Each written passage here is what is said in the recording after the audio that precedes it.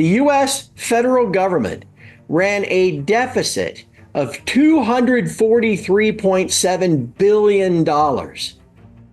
I'm not making that up. I'm not pulling that number out of my rear end. That was reported yesterday. $243.7 billion in a month, 31 days a month. So that's basically what, $8 billion a day. This is Kaiser Johnson with Liberty and Finance, and these are the Miles Franklin Weekly Specials for August 13th through August 19th, 2024, while supplies last. First, we feature the famous 1-ounce gold Krugerrand at just $60 over spot. Next, we have the favorite bullion coin of Europe, backdated silver Philharmonics at just $3.10 over spot. And finally, we have 1-ounce platinum Canadian maples at only $80 over spot, one of the lowest premiums on platinum we've seen in a long time. To order our specials or any of the many other options we have available, call us at 1-888-81-LIBERTY. That's 1-888-815-4237. We're available after hours and on weekends, and we look forward to speaking with you. Hey everyone, this is Elijah K. Johnson with Liberty and Finance. And back with us today is our good friend Craig Hemke from TF Metals Report. Craig, thank you so much for joining us today. Elijah, it's always good to see you, my friend. Well, it's great to have you today. I did want to discuss the gold market. It seems like we're seeing gold really hold up here, potentially, test those all-time highs. Your perspective on the strength in the gold market we've seen over the last couple of weeks in this recent rally? Well, we'll compare what's going on over the last 4 months, what took place for about 4 years. We sat there in a trading range, really, kind of defined by about maybe $1,600 and $2,000 from about this time in the year 2020 until about the 1st of March this year. And when you go into a trading range like that for that long of a period of time, it's frustrating as heck. It leaves you kind of pulling your hair out. But what's nice is that everybody can see it. Everybody with even a casual interest in gold or owning, futures or whatever can see that breakout. And so then two things happen. You get a bunch of shorts that put sell stops above the breakout level. They're like, okay, if this breaks out to the upside, I got to cover and get out. And you also get a bunch of momentum players that come in because they see the breakout. And what happened back in March, gold went from 2,000 up to 2,100. It finally broke out on the weekly chart on March the 1st, and then it went up $100 the next week. Ultimately, another couple $100 the next 5 weeks is short covering, everybody piling on. That's kind of a little mini version of that is taking place now. Gold went up to about $2,500. On the spot price went up to about $2,450 or $2,460 back in the middle of April. It has since, if you count what's currently happening this week, gone up there now 4 other times. This being now 5th attempt, if you will, to get over, and start making new highs. And we have, again, probably the same setup. You've got shorts that are looking at that, 25 on the futures or 25.50 and going, boy, if it gets above there, get me out. So that's buying, that short covering. But then you'll also have another round of new spec longs coming in and say, oh, look, it's the next rally. There's a lot of technical indicators that point to about 2650 or 2700, another 5% rally. And so that's certainly conceivable. So we'll watch. You like to think it's going to break out to the upside with all the macro stuff that's going on. So we'll watch and we'll wait for it. It may happen this week. And your take then on where the banks are right now, if you look at the COT report, it seems like they're typically on the right side of things. What is that signaling for where we could be headed? Well, for gold, at least, it's kind of neutral. I've been tracking the COT reports for 14 or 15 years now. The report that came out last week had the broad category of large speculators, hedge funds, and the like. About as the same amount net long that they were earlier this summer, that they were back in the springtime, and these were areas from which, we had nice rallies. So the way the structure is in gold, I think is perfectly fine. Even if you want to get into the technical part, you look at something like the relative strength index, which is a measure of momentum.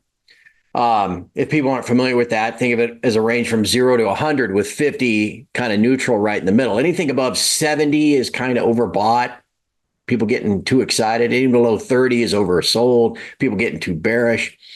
Even that right now is about 60. So I don't think between the COT structure, things like, and where gold is versus its moving averages, that it looks like it wants to go higher. Silver, on the other hand, there are some components of its COT structure that just leaves me not anxious, but I'm not sure it's ready to roll higher just yet. And it's getting held back by copper to some extent.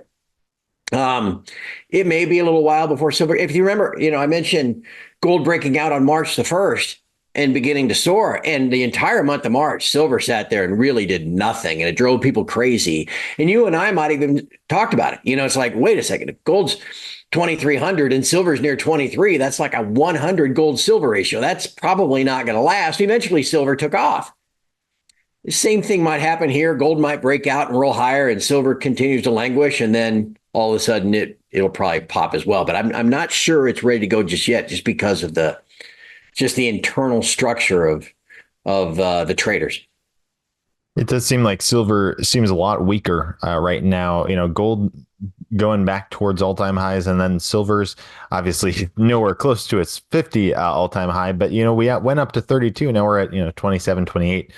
So it seems like we're not even testing that recent high yet. There's a lot behind that, but I think probably the biggest driver is what's going on in other commodities, in copper specifically.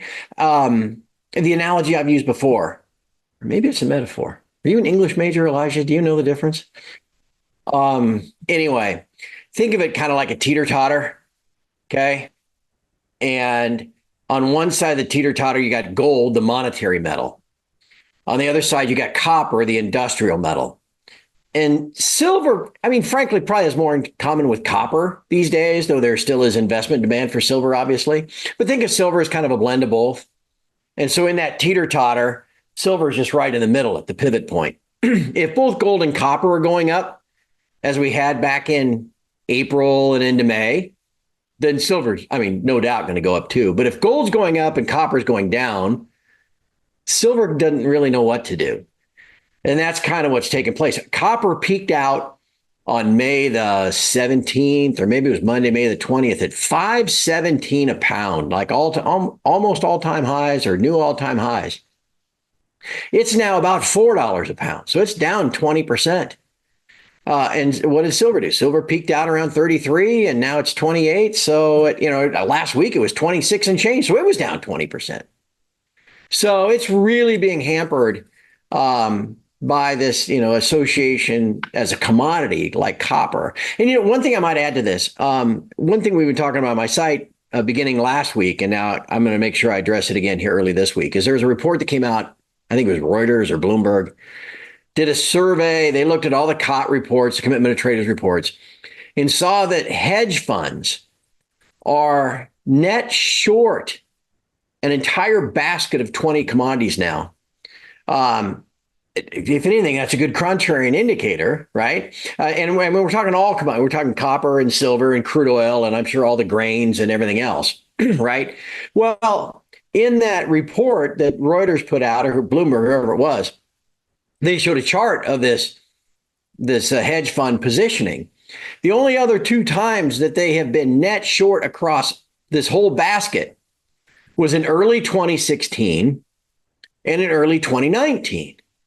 Well, anybody that's been in the sector long enough remembers what happened to the metals and the mining shares in the first 8 months of 2016. They went straight up, and the Hui index went from 99 to like 290. And back in 2019, everybody thought, the Fed's not going to cut and all this stuff. With the economy tank, the Fed began to cut in June of 2019. And we had this tremendous run in the precious metals and the commodities in 2019, through the COVID crash and then in the summer of 2020. So I bring all this up because, again, silver is kind of trading like a commodity with copper and being held down. But if we're now going to get into an 18-month period where commodities outperform, silver will catch up. It'll just be a matter of time. It seems like it often does. And it is interesting. There are a lot of positive developments in the gold space. For example, we were talking before the interview and you're mentioning how Cisco was just or acquired by Goldfields. How do you think that is going to be impacting the whole sector? Well, for those of us that, have been trying for years to make a little extra fiat by trading the miners, I mean, we all know, I mean, it's just frustrating as heck, right? Even sometimes good news, is just used as a reason to dump shares. Oh, it's up today. I better get out before it goes even lower. And the sector is terribly underweighted by asset managers. By any measure, the gold stocks versus gold at 24 or 2,500. I mean, it just seems ridiculous where they're priced. But again, you got to have more buyers and sellers. You got to get people actually interested in owning gold miners or silver miners or whatever. And there just hasn't been interest. Occasionally you get some fleeting interest, somebody like, well, you're like Druckenmiller buying Newmont or something, and that makes a headline. But there's not much interest. So a couple of things need to happen. You need generalist interest. You need the stockbroker calling his client and saying, maybe we ought to buy some of these gold miners. They're kind of, they pay a nice dividend and that kind of stuff. You need the market to kind of shift away from growth to value in a sense, because that's kind of what these gold mining stocks have become. But most of all, you need people to think that they can make money. They can, because that's what stock traders are trying to do. They're trying to, make fiat cash. This news of Goldfields buying a Cisco is different and maybe significant in that it's an all cash deal. So if you owned Cisco, you don't get, your Cisco shares now become Goldfield shares. Oh, great. You get cash, and that cash is like a 50+% premium over where you closed the day before back on Friday. So you just made 50% overnight. Hey, wait a second. Now let's think about this sector. Maybe you got all these big gold companies. If Barrick announced earnings on Monday, they're just printing money at $2,500 gold. What do they do with it? They increase the dividend, all this kind of stuff. Maybe there's more miners that they might buy. Maybe I can make 50% overnight now that precedent has been set, that value of ounces in the ground, or however you want to look at it.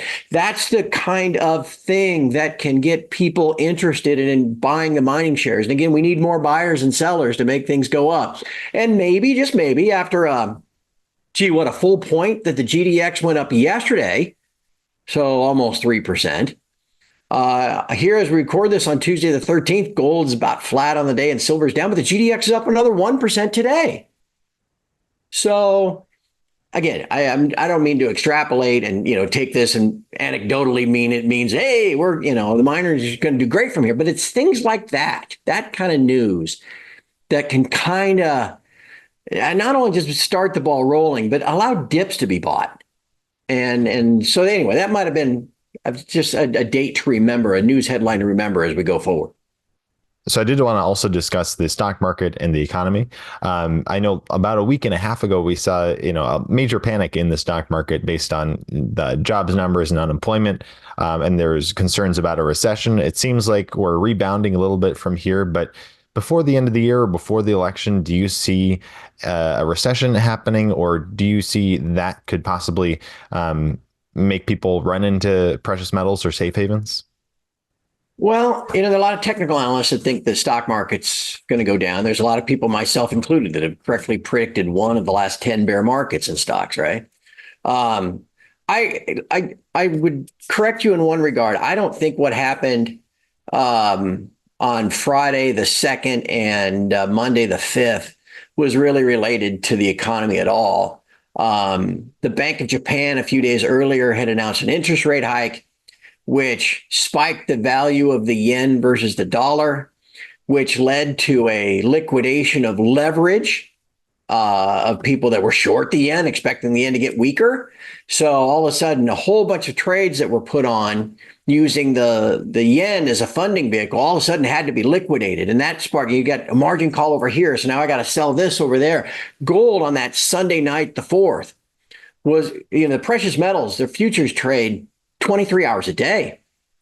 But actual equities in the US, okay, maybe there's some, off market stuff that gets done, but they don't really trade until 9:30 Eastern. So on that night of Sunday the 4th, gold fell almost $100 because it had a bid and bottomed out like 2405 or something before recovering. So a lot of that stock market drop was due to these rumblings out of Japan that they were going to try to have positive interest rates for the first time in 20 years. To counteract that, the Bank of Japan came out then late last week and said, no, we're not going to do that again. Don't worry about it. And now the equity markets have recovered. So I'm not sure we're in the edge of like some economic driven market sell off. I think the market is still just going to live off of the heroin and the quaaludes that are provided by the Federal Reserve. We now have a 100% likelihood of at least a 25% rate cut. At least that's what the Fed funds futures are showing at the next Fed meeting in 6 weeks. Now that can change, right? And if Powell comes out at his Jackson Hole speech in 2 weeks, where all the central bank heads get together out in Wyoming as they do every year, and even it remotely makes it sound like there's a chance they won't cut at the next meeting, and you go from 100% to 95%, that's probably going to cause some people to liquidate some things. But in the end, I think we get right back to where we were, more free money because they have to. They can't keep interest rates any higher. The economy, the longer they wait to cut, the worse the recession is going to be, just like the longer they waited to hike, the worse the inflation problem got.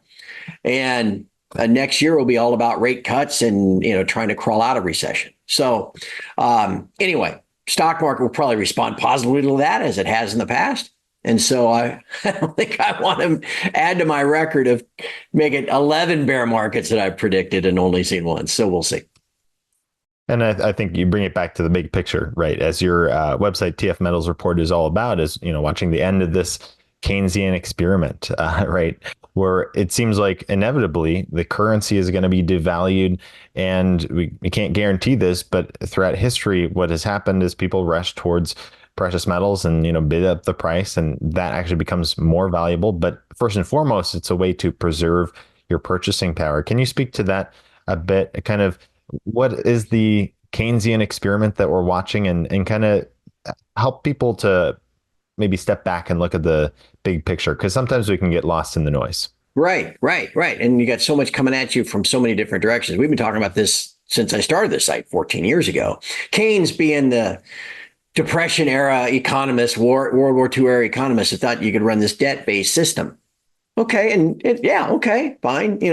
Eventually you had to go off the dollar, a gold-backed dollar in 71, all these things because you're starting to stretch it so far. But eventually the math is the math and it becomes exponential. I reference again, we're recording this on the 13th. Monday afternoon, the 12th, as they do every month, the federal government released their latest monthly budget numbers. They release, how much we take in through income taxes and corporate taxes and fees, and all this other crap. That's the only way they get money. And how much did we put out for the month of July? Okay, now again, it's not the same every month, right? There are some months where revenues increase, right? April, for example. But for the month of July that we just completed, Elijah, the U.S. federal government ran a deficit of $243.7 billion. I'm not making that up. I'm not pulling that number out of my rear end. That was reported yesterday. $243.7 billion in a month, 31 days a month. So that's basically what, $8 billion a day that they were spending in deficit in the month of July. Now, the fiscal year of the U.S. government ends on September 30th. So we got 2 months to go.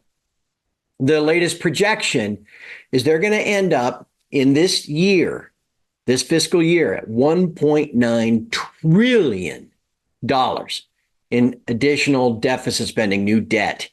Okay, so we know, we're up over 35 trillion now. We know the interest to service that debt is over $1 trillion a year.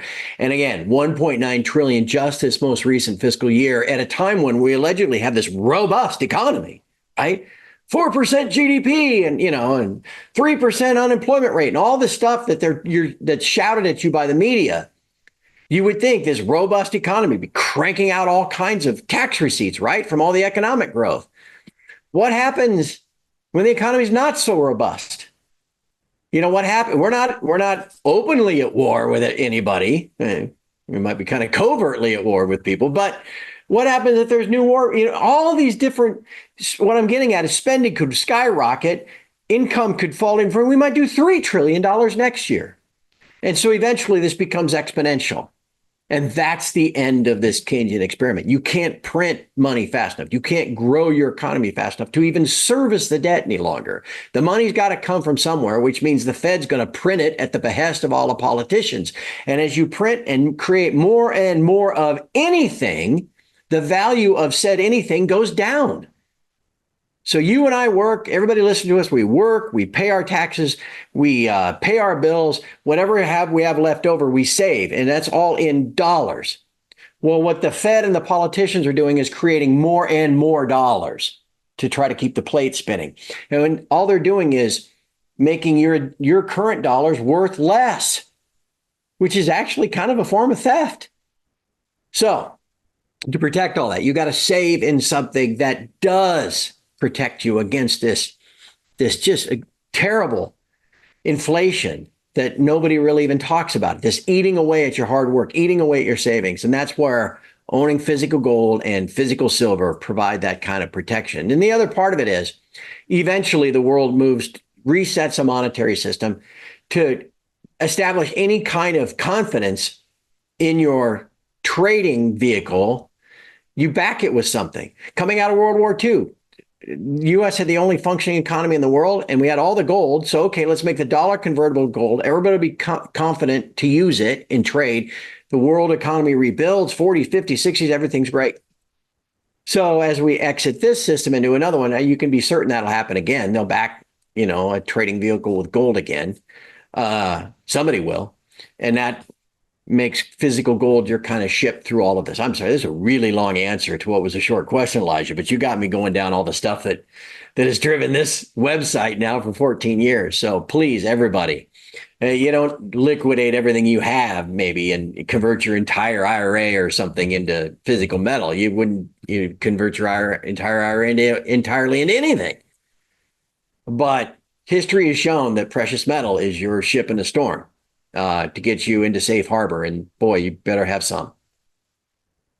Very good points there, Craig. And yeah, if our viewers are interested in learning more, really along that same line of thinking there, they can go to tfmetalsreport.com. Can you briefly tell us a bit about that? Yeah, I keep alluding to this job I've had for 14 years now. But besides analysis and reminding everybody of this every day and watching the price, and if we can be right, like we were talking as gold was coming down, in late July and silver coming down, and I'm mad at myself. I had a target for silver at 26.50 to 27. But as it was coming, and I was like, let's just wait. If you're going to be buying any physical, why don't you just wait? You don't have to buy it at 29. I think we're going to 26.50 or 27. And then it did. And then I was so worried about this, yen thing that I didn't buy any. But anyway, if I can save you some money that way, right? You ain't buying a tube of Eagles and it can save you $2 an ounce by doing that. That's $40. Well, my site's $15 a month. And the community is there to help as well. I just think it also is refuge in this storm. So, hey, check us out. What do you got to lose? tfmetalsreport.com. Fantastic. Well, Craig, really appreciate your time today as always. Thank you so much and God bless. You too, Elijah. Always good to see you. This is Kaiser Johnson with Liberty and Finance, and these are the Miles Franklin Weekly Specials for August 13th through August 19th, 2024, while supplies last. First, we feature the famous 1-ounce gold Krugerrand at just $60 over spot. Next, we have the favorite bullion coin of Europe, backdated silver Philharmonics at just $3.10 over spot. And finally, we have 1-ounce platinum Canadian maples at only $80 over spot, one of the lowest premiums on platinum we've seen in a long time. To order our specials or any of the many other options we have available, call us at 1-888-81-LIBERTY. That's 1-888-815-4237. We're available after hours and on weekends, and we look forward to speaking with you.